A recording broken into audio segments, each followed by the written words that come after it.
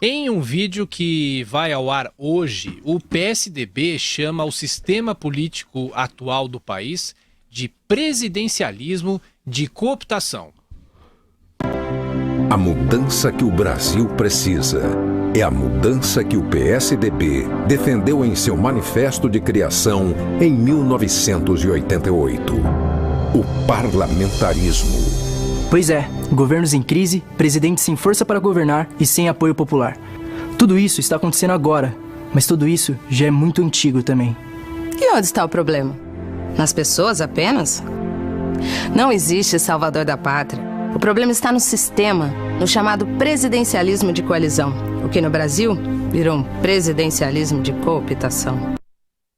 Pois é, e na sequência, falando ao jornalista Thales Faria, do site Poder 360, do nosso ex-colega de Jovem Pan, Fernando Rodrigues, o presidente interino do PSDB, Tasso Gereissati, negou que seja uma crítica direta ao presidente Michel Temer. E quem viu nisso alguma acusação a quem quer que seja, ao presidente atual, que nem é citado o nome dele, o presidente Temer, por exemplo, é um puro delírio de quem está vendo fantasma em todo lugar, talvez por estar dormindo mal. Será que ele está correto, o presidente do PSDB, professor Vila? Essa foi engraçada, porque o programa é até interessante, são 10 minutos, né? Tenta explicar um pouquinho o que é parlamentarismo, fala de alguns países, tenta explicar a origem da proposta de parlamentarismo quando o PSDB nasceu em 1988.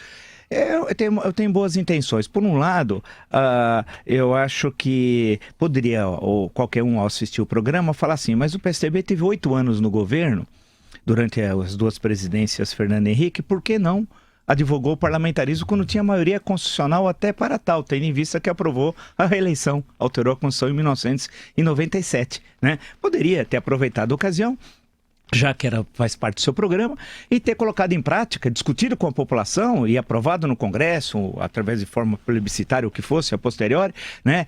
Um referendo, depende, que são coisas diferentes, mas não o fez. Então, a primeira pergunta é porque o PSDB não aproveitou sua oportunidade histórica. Agora, quando ele está falando em erros, é difícil. Quais são os erros? Ele não apresentou 1, 2, 3, 4, 5, não apresentou os erros tal. Eu não sei se estava se referindo a Aécio Neves, que queria matar o primo. Aécio Neves é uma tentativa de assassinato, porque aquela gravação, quando ele conversa com o Joesley Batista, com aquele linguajado finíssimo, uma discussão de altíssimo nível, discutindo literatura antiga, um defendendo a literatura clássica grega, Joesley, especialista em Grécia Antiga, Aécio, especialista em Roma Antiga, né?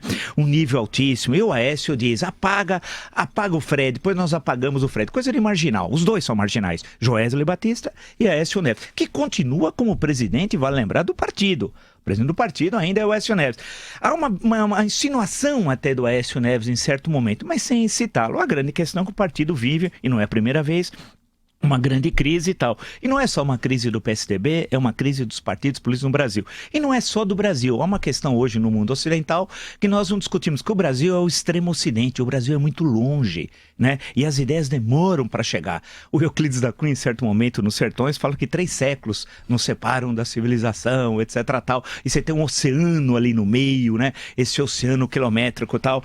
Mas, e demora. Por exemplo, na Espanha e Itália. Ontem até tive a oportunidade de conversar sobre isso ontem à noite.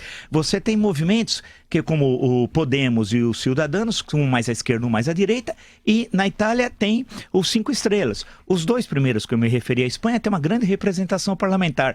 Na Itália, os 5 estrelas governam várias cidades, como por exemplo a capital, e tem 1/4 dos parlamentares. Então é interessante que nesses 2 países os movimentos ficaram movimentos, não viraram partidos. Aqui no Brasil, os movimentos que levaram ao impeachment querem entrar nos partidos, fazem o caminho inverso. Quer dizer, um novo quer entrar no velho e virar velho.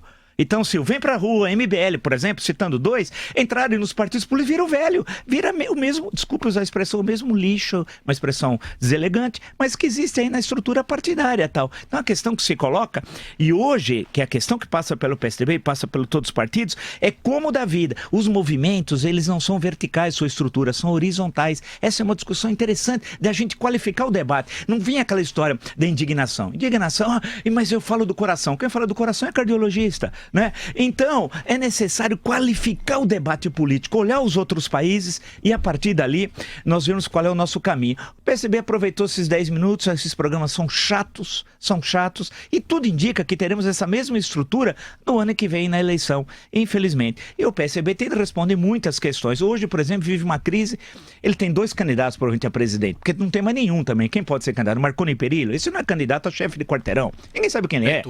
Beto Richa. É brincadeira, é gozação, né? Então só tem 2. E os 2 de São Paulo. E que estão brigando nos bastidores e tal, para tentar os 2 viabilizar uma candidatura. Lembrando que a Alckmin, em 2006, conseguiu um feito inédito na história. No segundo turno, teve menos votos que no primeiro, o que não é uma tarefa fácil.